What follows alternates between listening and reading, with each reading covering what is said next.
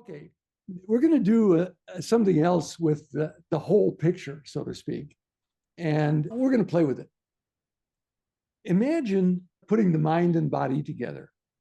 So, what character would you be portraying if you were on stage right now?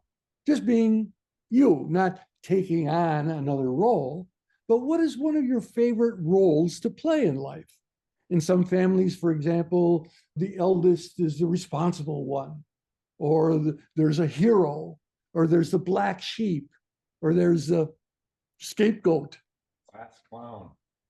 Class clown, Andy. Why did you think of that? Andy had told me before that was a role that he played in school a lot. I learned as I was an infant and being kept in a little cage called playpen that I got attention by scraping my metal car on Uncle Herb's wall where my parents were staying, and I would get punished. I would get spanked for doing that. And my mother, because I couldn't understand, Jimmy, why you knew you were going to get spanked, and yet you scraped that car on the wall. Well, I had learned that negative attention was better than none at all. And so I was being, quotes, naughty. I was at least getting some real live contact rather than the lonely existence of a playpen baby. So we all have various patterns and roles in our life. I think I'm a little bit beyond that one, but I still have elements of it. I like to scrape the wall a little bit. Right. Now, you can have other roles, like you like to play the princess, or you like to be the mischievous one. So I'm going to ask you to think about that right now. What role would you see yourself as a character that's typical of you? And reach in. What's on the surface, what may be beneath the surface? And I'm going to ask you to write it down, either on your computer or on a piece of paper. Write down the character that you see as a general thing that you portray in life. Now, don't, as the French say, casser la tête. Don't think too hard about this. Don't break your head on it. Just, write down what comes to you. That's fine. Okay. Now, the contention here is that the more conscious we are of these roles, the more we can play them freely and even usefully in our life. The more unconscious we are, the more that everyone else is getting it, but I'm not getting it myself, then the harder it is to break free from that role or to use it consciously. Okay? So there's a game that many of you have played, and probably all of you are familiar with, called charades, where a person gets up and in front of an audience acts out a certain character. And with their ability to get into it and communicate it, takes some of the sting out of the role and helps it be more fluid and hopefully more compassionate about that role. Now, in the olden days, we would have all 36 of us acted this out.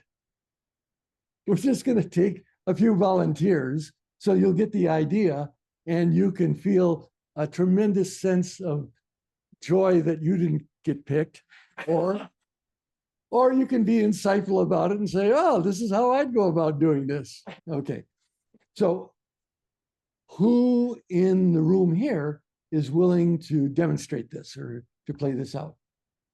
Andy, all right. Andy, I want you to whisper to Mike what character you're acting out. Don't let me know or anyone else in the room. Just whisper it to Mike. So Andy is going to be on stage now, and he's going to act out this role that he told Mike. And we all in the room get to participate by calling out what we think he's portraying. You in virtual land are going to write it in the chat.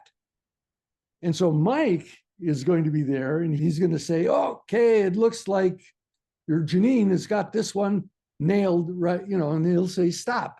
Janine guessed it. Okay, Andy, go. The Holy One, Mr. Compassion, Mr. Love.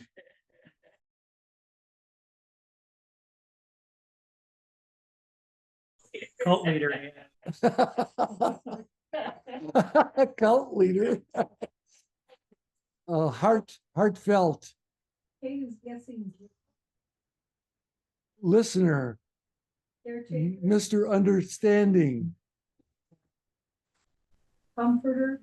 Somebody said, I want to know how you feel. So far, Brian has been closest. 10 more seconds. Brian said pain remover, and that was healer. Close. Healer is close. Okay. Time up. What was it, Andy? Spiritual teacher, loving presence. Spiritual teacher, loving presence. All right. Thank you, Andy. Now we're going to go a little bit further out here, and we're going to take a volunteer from the virtual world. Okay, we got Kate. Could you chat just to Mike what role that you're acting out? So none of us will know. Mike is going to monitor the chat screen.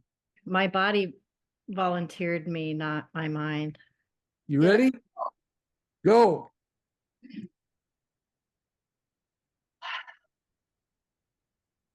Fearless leader. Marching club. Actor. Robot. Showing the way. Role model. Teacher. Facilitator. Leader's clothes. Oh, showing different options, giving options to people. Mike says, my mom. Oh, loyal leader. Putting things in a box. Box. Gotta fit in. I am my own leader. Soldier. Yeah, that really looks like a soldier. Trailblazer.